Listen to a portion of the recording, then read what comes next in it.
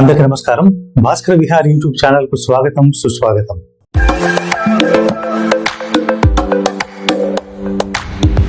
ఈరోజు నేను వీడియో చేయడానికి గల కారణం ఏమిటి అంటే, ఈ మధ్య నేను కొన్ని ఊర్లకు ఆర్టీసీ బస్సుల్లో ప్రయాణించడం జరిగింది.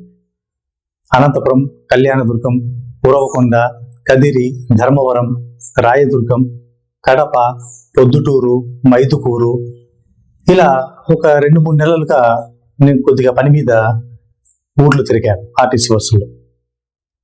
సో నేను గమనించిన విషయం ఏమిటి అంటే, మన రాష్ట్ర ప్రభుత్వం మహిళల కోసం ప్రత్యేకంగా ఒక పథకాన్ని పెట్టింది.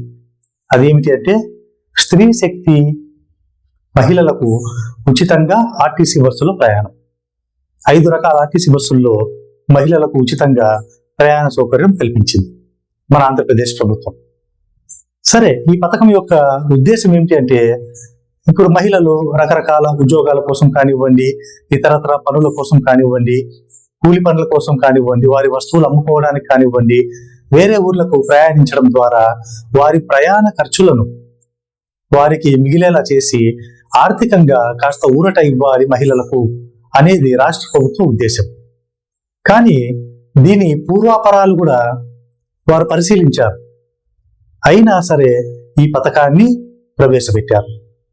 ఇక్కడ మహిళలకు ఎంత డబ్బు ఆదా అవుతోంది, ఎంత వారికి ఆర్థికంగా ఈ పథకం ద్వారా వెసులుబాటు లభిస్తోంది అన్న విషయము కాస్త పక్కన పెడితే, ఆ మహిళలు ఎంత మానసిక వేదన గురవుతున్నారు, ఎంత శారీరక వేదన గురవుతున్నారు అన్నది ఇక్కడ ప్రస్తావించాల్సిన విషయం. ఎందుకంటే నేను ప్రత్యక్షంగా చూశాను.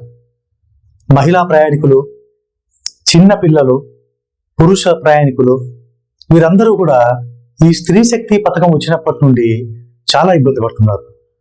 నిజానికి ఈ వీడియో మహిళలను కించపరచడానికి కాదు, ప్రభుత్వం యొక్క ఈ పథకం గురించి వ్యతిరేకంగా ప్రచారం చేయడానికి కాదు నేను మాట్లాడుతుంది. మహిళల మీద ఉన్న గౌరవంతోనే, మహిళలు పడుతున్న ఆవేదన చూసే నేను ఈ వీడియో చేయాలని మీ ముందుకు వచ్చాను. ఇంతకు ఏమిటి అంటే, ఇక పాయింట్లోకి వస్తే, ఈ పథకం పెట్టినప్పటి నుండి కూడా బస్సులు వేలకు రావడం లేదు. చాలా ప్రాంతాల్లో, చాలా ఊర్లలో మనం న్యూస్ పేపర్స్లో, న్యూస్ ఛానల్స్లో కూడా చూస్తున్నాం. ఇది ఒకటి జరుగుతుంది. ఇంకొకటి, కొన్ని బస్ స్టాండ్స్లో బస్సులు ప్లాట్ఫామ్ మీద ఆపడం లేదు. ఆ ప్రయాణ ప్రాంగణంలో ఒక మూలకు ఆపుతున్నారు. అక్కడే ప్యాసింజర్స్ వెళ్ళి ఎక్కుతున్నారు. ఆ తర్వాత మళ్ళీ ఆ ప్లాట్ఫామ్కి వస్తుంది బస్సు. సో ప్లాట్ఫామ్కి రావడానికి ముందే బస్సు ఫుల్ అవడంతో ఆల్రెడీ ప్లాట్ఫామ్ మీద వెయిట్ చేస్తున్న ప్యాసింజర్లందరూ కూడా ఎంత స్ట్రగుల్ అవుతారు చెప్పండి. కాబట్టి ఆ బస్సు వస్తూనే వారికి సీటు దొరకడం దేవుడికి ఎరుక. కానీ కనీసం నిల్చుకోవడానికి కూడా చోటు దొరకని పరిస్థితి వస్తుంది. ఎలాగోలా కష్టపడి, చాలా ఇబ్బంది పడి, శ్రమకు, ఒత్తిడికి లోనయ్యి ప్రయాణం చేయాల్సిన దుస్థితి వస్తుంది మహిళలకు, దాంతోపాటు పురుషులకు కూడా. ఇక్కడ ఇంకో విషయం ఏం చెప్పుకోవాలంటే, మహిళా ప్రయాణికులు, పురుష ప్రయాణికులకు, అలాగే మహిళలకు, పురుషులు మహిళలకు గొడవలు జరుగుతూనే ఉన్నాయి ఇప్పటికీ కూడా. ఆ గొడవల్ని తీసిన వీడియోలు సోషల్ మీడియాలో కూడా వైరల్ అవుతున్నాయి, న్యూస్ పేపర్స్లో కూడా వేస్తున్నారు. ఇంకా వీడియోలు తీయకుండా జరుగుతున్న గొడవలు ఎన్నో ఉన్నాయి. నేను కూడా కళ్ళారా చూశాను ఒక 4-5 సందర్భాలు. సీటు కోసం, నిల్చుకోవడం కోసం, అంటే వారు మెంటల్గా చాలా స్ట్రెస్ ఫీల్ అవుతున్నారు. దాదాపు అరగంట, గంట బస్సుల కోసం వెయిట్ చేస్తున్నారు. తీరా బస్సు వచ్చేసరికి నిల్చుకోవడానికి కూడా స్థలం లేని పరిస్థితి. ఇంకా బస్ స్టాప్స్ లో అయితే కొన్ని ఆర్టీసీ బస్సులు ఆగకుండానే వెళ్ళిపోతున్నారు. ఇందులో డ్రైవర్ల తప్పు ఏమాత్రం లేదు.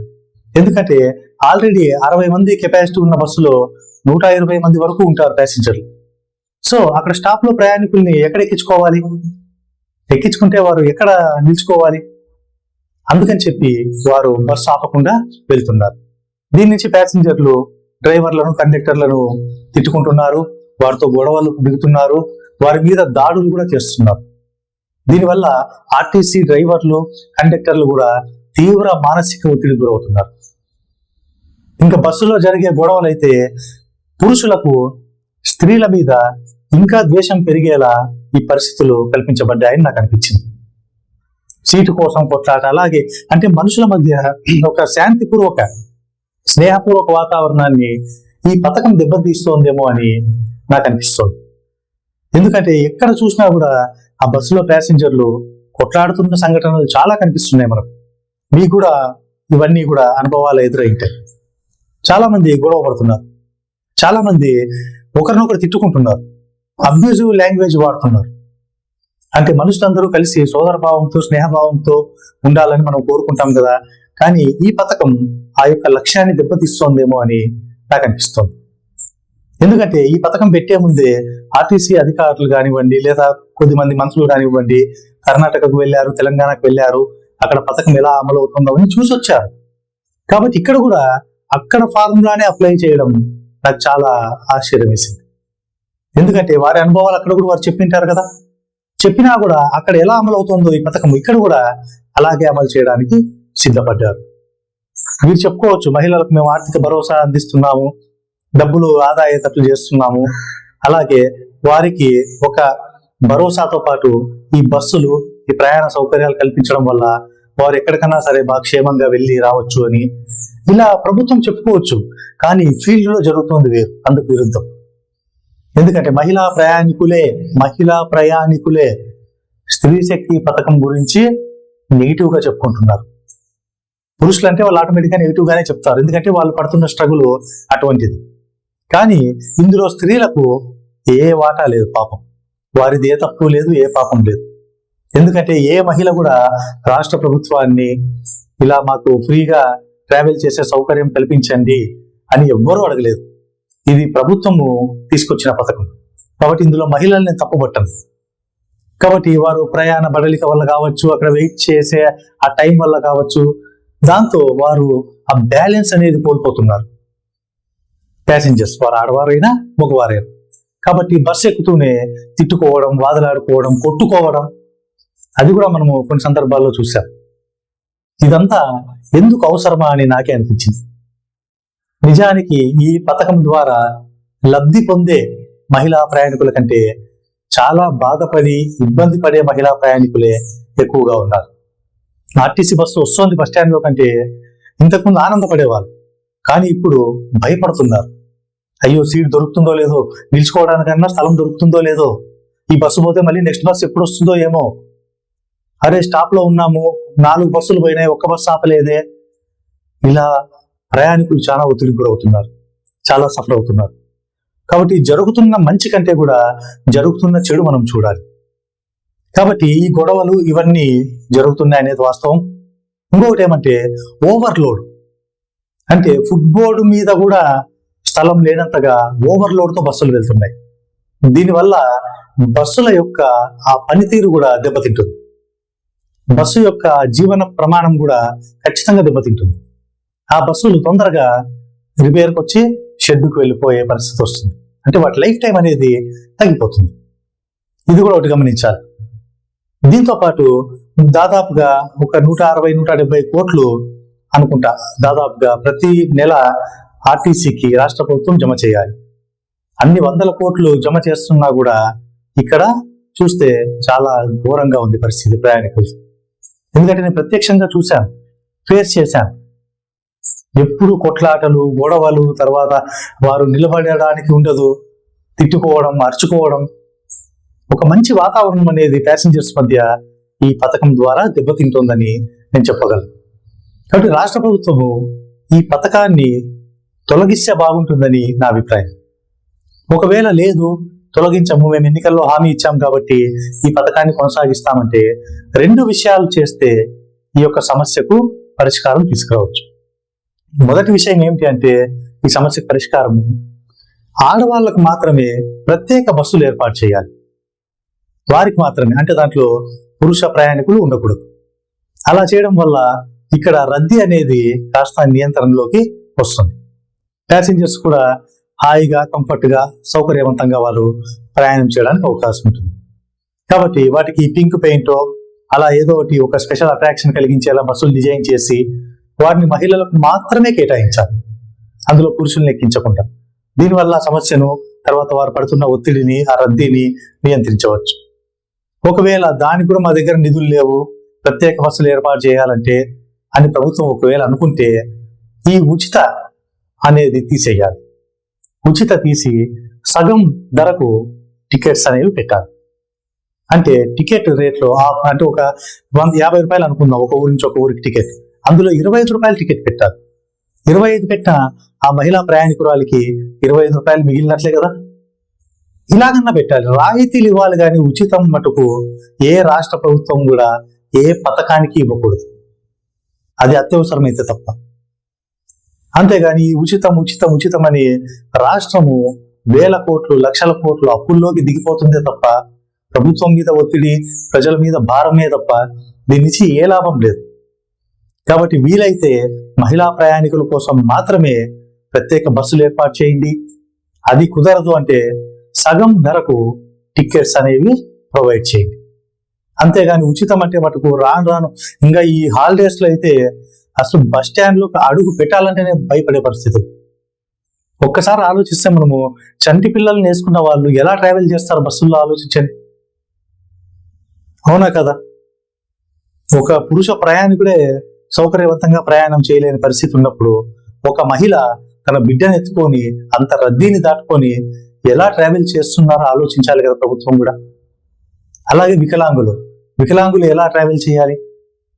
దీర్ఘకాలిక రోగాలు ఉన్న వాళ్ళు ఎలా ట్రావెల్ చేయాలి? ఇవన్నీ కూడా ఆలోచించాలి ప్రభుత్వం.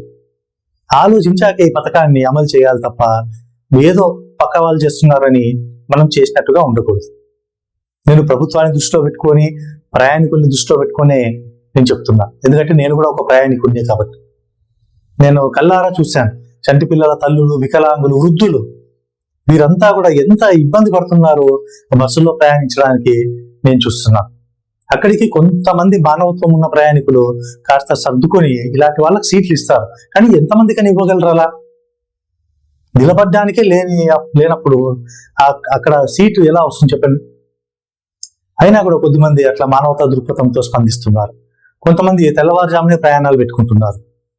ఎందుకంటే బస్సులు కూడా వేలకు రావడం లేదు, నిర్దేశిత స్టాప్స్ లో బస్సులు ఆపడం లేదు. ఇవన్నీ కూడా ఈ పథకం యొక్క డ్రాబ్యాక్స్ గా చెప్పుకోవచ్చు. ఇవన్నీ కూడా నెగిటివ్ పాయింట్స్ గా. పాజిటివ్ అంటే ఒక్కటే, మహిళలకు ఉచిత ప్రయాణం. వారికి ఆ టికెట్ డబ్బు లేదు, 0 టికెట్. ఆ డబ్బు మిగిలిస్తున్నాం మేము, ఆ డబ్బు మీకు ఆదా చేస్తున్నాం. అది ఒక్కటే అడ్వాంటేజ్ తప్ప ఈ పథకం గురించి మిగతావన్నీ డిసడ్వాంటేజెస్.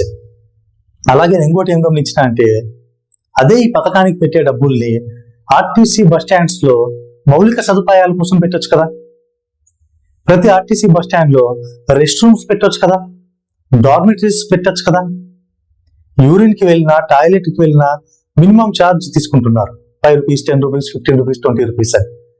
అలా లేకుండా ఫ్రీగా ప్రొవైడ్ చేయొచ్చు కదా. Free purified drinking water provide చేయొచ్చు కదా. ఒక్కసారి మనం బస్ స్టాండ్ లోనే స్టాల్స్ లో చూస్తే ఎన్ని షాపుల్లో వాటర్ బాటిల్స్ అమ్ముతుంటారో మనం గమనించవచ్చు. మరి డ్రింకింగ్ వాటర్ అని అక్కడ కుళాయిలు పెట్టింటారు, కానీ అక్కడ ఎవరు కూడా నీళ్లు వాటర్ బాటిల్స్ లో ఫిల్ చేసుకోరు, ఆ నీళ్లు తాగరు, బాటిల్సే తాగుతారు. అదే అక్కడ ఒక RO ప్లాంట్ పెట్టండి, అప్పుడు ఖచ్చితంగా ఎవరు కూడా వాటర్ బాటిల్స్ కొనారు. అది ప్యాసింజర్స్ కి డబ్బు ఆదా చేసినట్లే కదా. యూరినల్స్ కి వెళ్ళినా టాయిలెట్ కి వెళ్ళినా అక్కడ ఫ్రీగా ప్రొవైడ్ చేయండి, అది కూడా ప్యాసింజర్స్ కి డబ్బు ఆదా చేసినట్టే కదా. రెస్ట్ రూమ్స్ పెట్టండి, డార్మెటరీ పెట్టండి. ఈరోజు బయట లాడ్జెస్ లో ఎంత అమౌంట్ కలెక్ట్ చేస్తున్నారు, దాంట్లో హాఫ్ అమౌంట్ తీసుకోండి. బయట వెళ్ళి ఎందుకుంటారు, అప్పుడు హాయిగా ఇక్కడే ఉంటారు కదా. పురుషులకు సపరేట్, మహిళలకు సపరేట్. చాలా బస్ స్టాండ్స్ లో ఫ్యాన్స్ లేవు, మైక్స్ లేవు.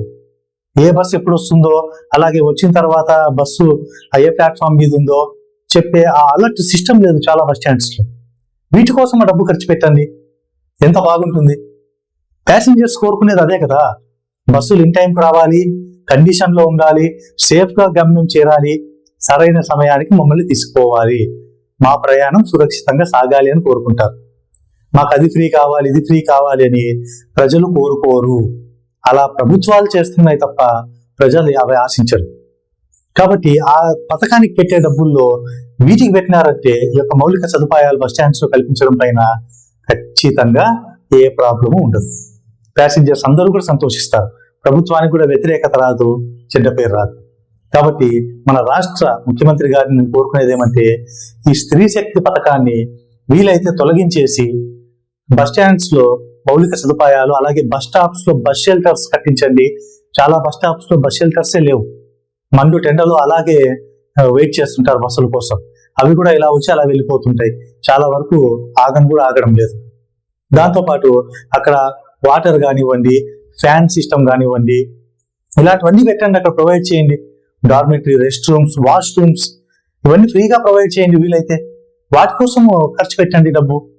ప్రజలకు ఎంత ఊరట కలుగుతుందో తెలుసా? లేదు మేము ఇది ఇలాగే పెడతాం, మేము హామీ ఇచ్చాం కాబట్టి అంటే మీరు మహిళలు ప్రత్యేక బస్సులు కేటాయించండి, లేదంటే ఈ బస్సుల్లోనే రద్దీ నియంత్రణ కోసం హాఫ్ టికెట్ పెట్టండి. అప్పుడే ఈ సమస్యకు పరిష్కారం. లేదంటే ఈ పథకం ఉన్నన్ని రోజులు కూడా ప్రతిరోజు ప్రయాణికులు, వారు పురుషులైనా స్త్రీలైనా, నరకం అనుభవించాల్సిందే. ఇది నా అభిప్రాయం. ధన్యవాదాలు.